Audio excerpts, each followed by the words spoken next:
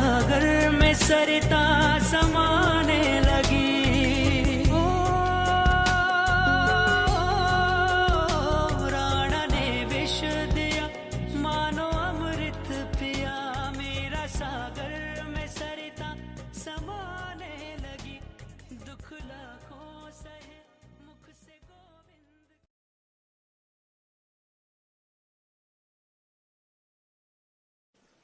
जय श्री कृष्ण। अभी अभी आप जो पंक्तियां सुन रहे थे, शायद आप इनसे अनजान नहीं हैं। मेरे ख्याल से शायद ही कोई श्रोतागण होंगे जिन्होंने ये पंक्तियां ना सुनी हो। मेरी आयु कुछ 7-8 साल की होगी जब मैं गर्मी की छुट्टियों में जामला आता था और मेरे दादी साहुकम मुझे बार बार यही भजन गवाते। मैं गाता और जब ये पंक्तियां आती तो मैं रुक जाता। मेरे बालक मन पे, मेरे मानस पटल पे ये दृश्य बार बार आता कि ऐसा क्या हुआ होगा। आज जब मैं सौभाग्य कमरे राणावत द्वारा रचित मीरा चरित का ये प्रकरण, जिसका शीर्षक है विष का प्याला, पढ़ रहा हूं, जिसका पठन कर रहा हूं, तब बचपन की वे सारी स्मृतियां मेरे मानस पटल पे बार बार आ रही है और श्री मीरा जी की वार्ताएं, अनेकानेक प्रसंग जो मेरे दादी साहुकम ने सुनाए थे, वो बार बार मेरे आंखों के सामने आ रहे हैं। आइए साथ मिलके सुनते हैं मीरा चरित का ये प्रकरण, जिसका शीर्षक है विष का प्याला। जीजा, आपने कुछ सुना? महाराणा विक्रमादित्य ने उदय कुंवर बाईसा से कहा। नहीं, क्या हुआ? भाभी मारा ने कोई नई आफत खड़ी कर दी है क्या? अरे, नाक कटवा दी है सिसोदियों की। ऐसा क्या कर दिया? ये पूछिए, बाकी क्या रहा? आप फरमाइए तो सही। क्या कहूं, सारंगपुर का नवाब आया। मंदिर में बैठकर उसने भाभी मारा के भजन सुने और बातचीत की। उसने हीरो की एक कंठी भी भेंट की। मैं तो जीजा हुक्म मुंह दिखाने के योग्य भी नहीं रहा। हे भगवान, क्या करूं मैं? कौन से पाप किए थे हमने जो ये कुल बोरणी भाभी होकर यहां आई? जिस दिन से आई है, एक दिन भी ललाट पींच करके शांति से नहीं रह सके। एक एक करके सबका भक्षण कर गई यही। महाराणा को अपनी प्रबंध की ढिलाई नहीं दिखाई देती कि शत्रु उनके घर में से होकर चला गया और उन्हें ज्ञात ही नहीं हुआ। ज्ञात हुआ तब जब वह अपने घर के समीप जा पहुंचा। सच है, अपनी भूल किसे दिखाई देती है भला? सारा क्रोध मेड़तणी जी सा पर उफन पड़ा। उन्होंने निर्णय लिया, बहुत सब्र कर लिया। अब या तो मैं रहूंगा या फिर मेड़तणी जी सा रहेगी। उन्होंने तो हमारी बाग ही उछाल दी है। उदय कुंवर बाईसा ने भय और आश्चर्य से उनकी ओर देखा। हाँ जीजा हुक्म, अब आप चाहे तो फरमाए। मोड़ों और यात्रियों से सलाह करते करते सुल्तानों और विधर्मियों से भेंट होने लग गई है। अरे, हीरे मोती चाहिए तो मुझसे कहना था ना। कहीं बोलने योग्य ही नहीं रखा इन कुलक्षणी ने तो। अब मैं घर में अनुशासन नहीं रख सकता तो राज्य कैसे चलाऊंगा? महाराणा ने बाहर जाकर विजयवर्गीय दीवान से सलाह की, राजवैद्य को बुलाया और दयाराम पंडा के साथ सोने के कटोरे में जगन्नाथ जी का चरणामृत भेजा। दयाराम के पीछे पीछे उदय कुंवर बाईसा भी पधारी। मीरा प्रभु के आगे भोग पधरा करके जल अर्पण कर रही थी। दयाराम ने जाकर कटोरा सम्मुख रखा। श्री जी ने जगन्नाथ जी का चरणामृत भिजवाया है सरकार। ये कहते हुए दयाराम का कंठ कांप गया। आ आज तो सोने का सूर्य उदय हुआ पंडा जी। श्री जी ने बड़ी कृपा की। ये कहते हुए मीरा ने कटोरा उठा लिया, उसे प्रभु के चरणों में रखते हुए बोली, ऐसी कृपा करो मेरे प्रभु कि राणा जी को सुमति आवे। फिर पंडा जी से पूछा, कौन आया है जगन्नाथपुरी से? मैं नहीं जानता सरकार, कोई पंडा या यात्री आए होंगे। मीरा ने तंबूरा उठाया। तारों पर उंगली फेरते हुए उसने आंखें बंद कर ली। तुम तो शरणागत की लाज, बात बात के चीर पुराए, पांचाली के काज। प्रतिज्ञा तोड़ी भीष्म के आगे, चक्र धर्यो यदुराज।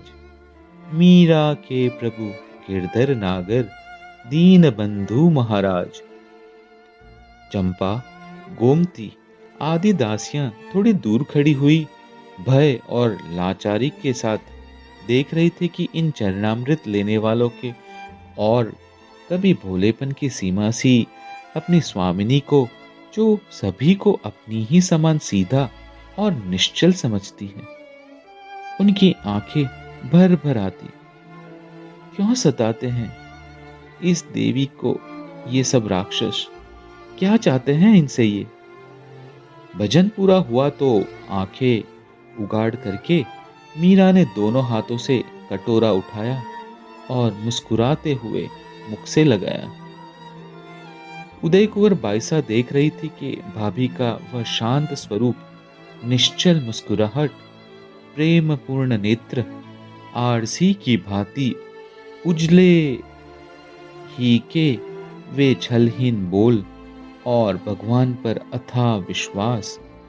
मन में आया, भाभी मारा क्या नहीं जानती कि श्री जी उन पर कितने रुष्ट हैं? मिथुला की मौत ने क्या उन्हें चेतावनी नहीं दी कि किसी दिन उनकी भी यही दशा होगी? फिर भी ये कितनी निश्चिंत है भगवान के भरोसे। कहते हैं कि भक्त और भगवान दो नहीं होते, ये अभिन्न होते हैं, और इन्हीं भक्त का अनिष्ट करने को राणा जी तुले हैं। मैं भी तो उन्हीं का साथ दिए जा रही हूं।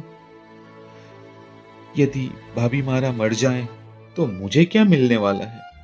केवल केवल पाप ही ना। और यदि नहीं मरी तो भगवान का कोप उतरेगा। पिछले जन्म में मैंने न जाने क्या किया कि न पति की सेवा मिली और न मां बनने का सौभाग्य। बरसों मासों में कभी पति के दर्शन होते हैं। ये नारी जन्म व्यर्थ ही चला गया। न योग सधा और न भोग, अध बीच में अटकी रह गई। भोग वह तो अब स्वप्न में भी नहीं है, किंतु मेरे भाग्य से घर बैठे गंगा आई है। जोग भक्ति तो भाभी मारा के साथ रहकर साध सकती थी, परंतु मुझ अभागिनी ने तो सदा इनका विरोध ही किया। पापों की बोझ भारी करने से ही लगी रही। अभी हाँ, अभी भी कुछ नहीं बिगड़ा है उदा।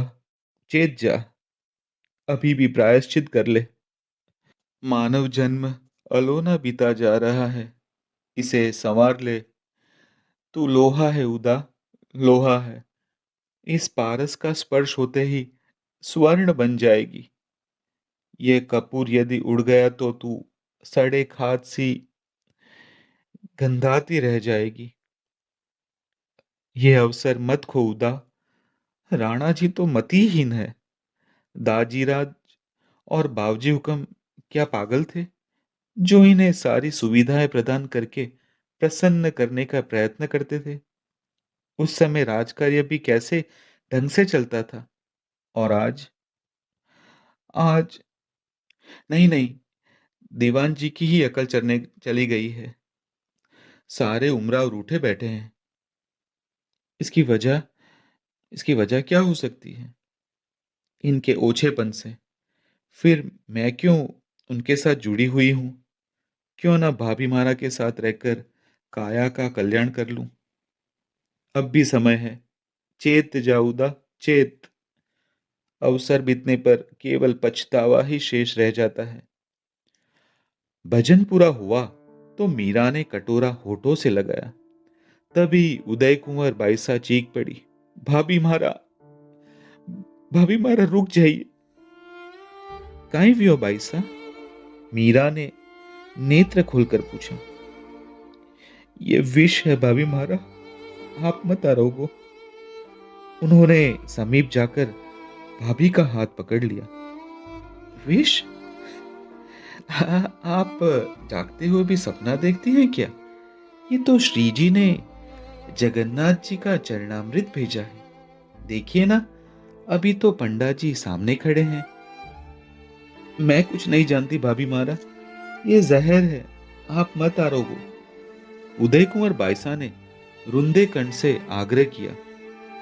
ये क्या फरमाती हैं आप? चरणामृत ना लूं?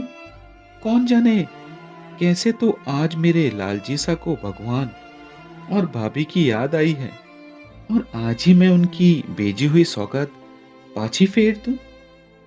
फेरने जैसी हो तो फेरू भी। प्रभु के चरणामृत के लिए तो मीरा का कंठ सदा ही प्यासा रहता है। उदय कुंवर बाईसा की आकुल व्याकुल दृष्टि देखकर वे लाड़ से उनको चिबुक को छूकर बोली, यदि सचमुच ये विष हो तब भी अब प्रभु को अर्पित हो। उसके पश्चात ये चरणामृत ही बन गया है बाईसा, आप चिंता ना करें। प्रभु की लीला अपार है।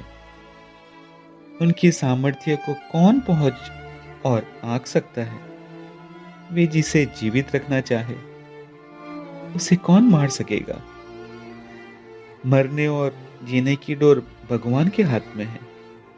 मनुष्य क्या इस पर जोर नहीं चलता बाईसा। आप निश्चिंत रहे।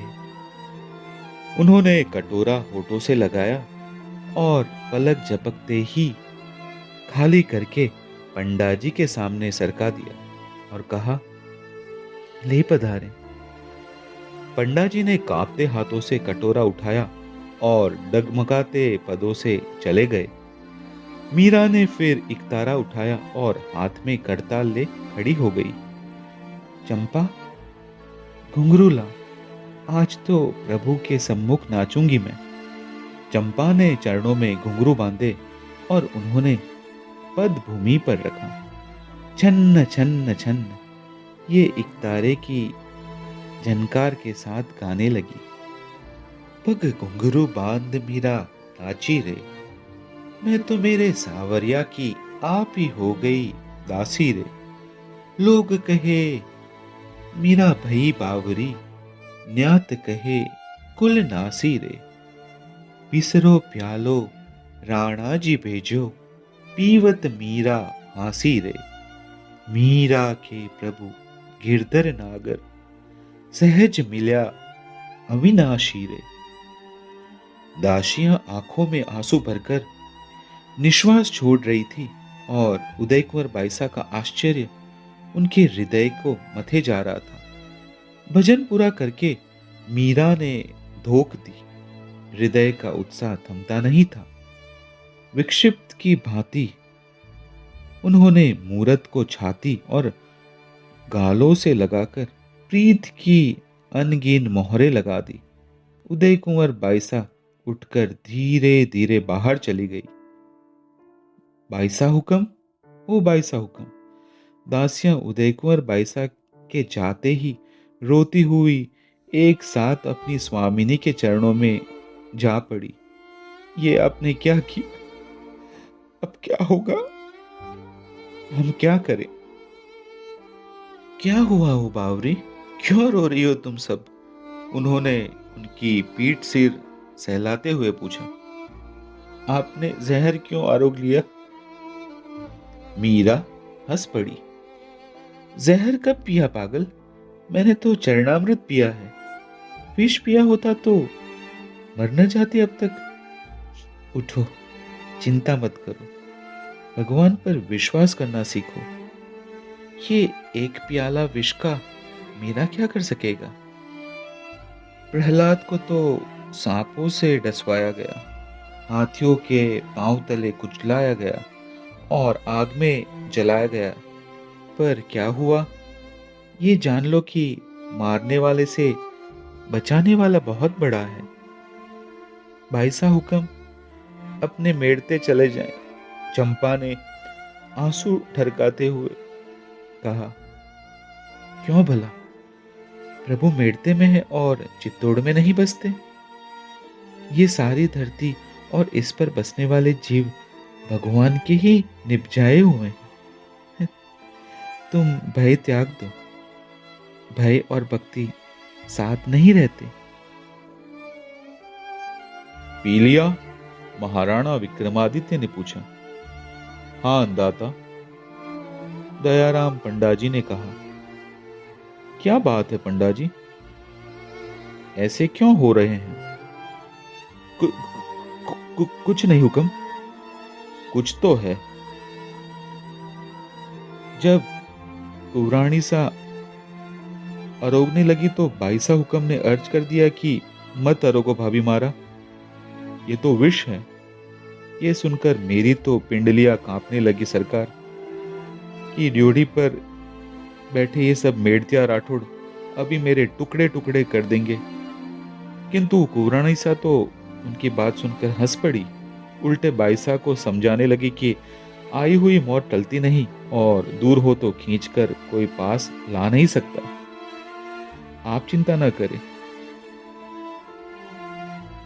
मेरी आंखों के सामने ही उन्होंने कटोरा होठों से लगाकर खाली कर दिया। ऐसे जानबूझकर कौन प्रत्यक्ष काल को गले लगाता है सरकार? मैं तो ये सब देखकर चकित रह गया।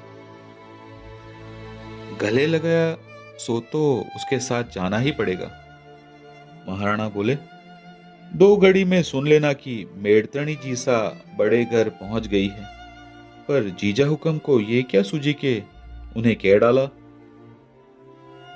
अब आज्ञा दो अन्नदाता, जाओ, इस बात की कहीं चर्चा ना करना। खातिर जमा रखे सरकार।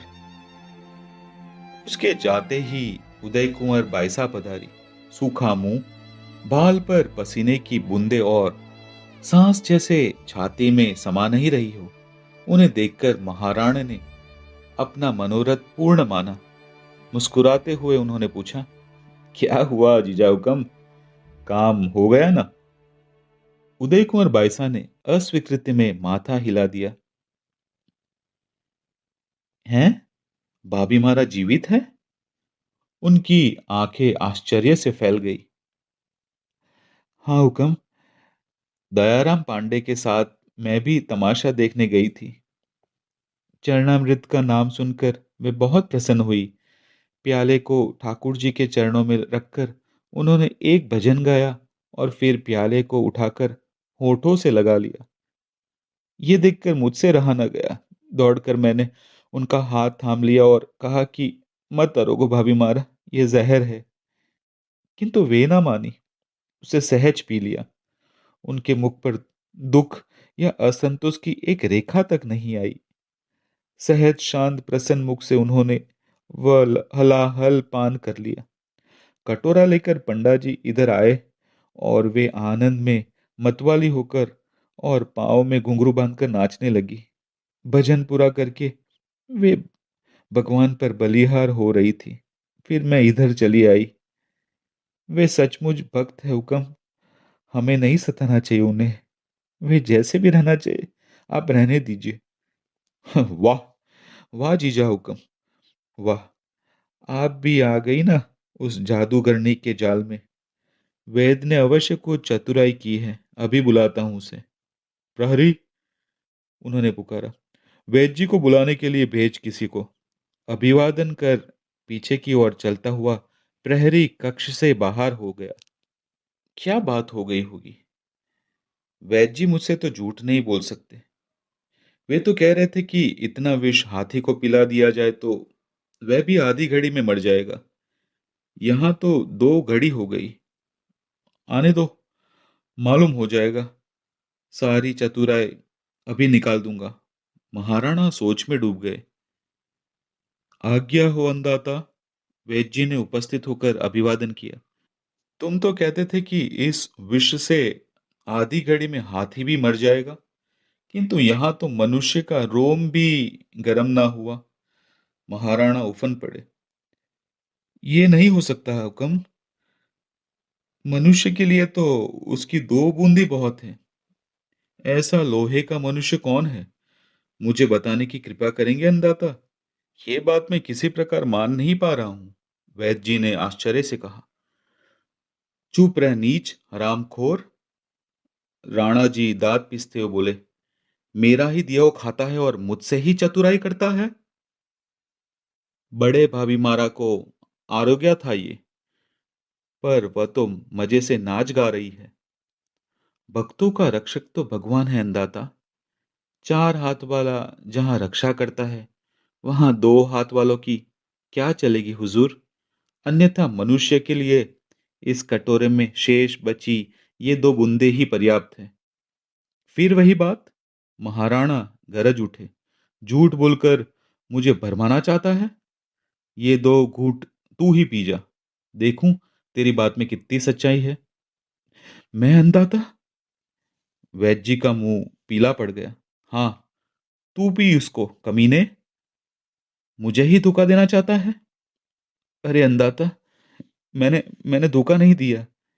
ये हलाहल है, पीते ही मैं मर जाऊंगा। वैद्य जी गिड़गिड़ाए। मेरे बूढ़े माँ बाप और छोरे छोरी का कौन धनी है हुक्म। उन्हें कौन रोटी देगा। मेहर मेरे सरकार मेहर।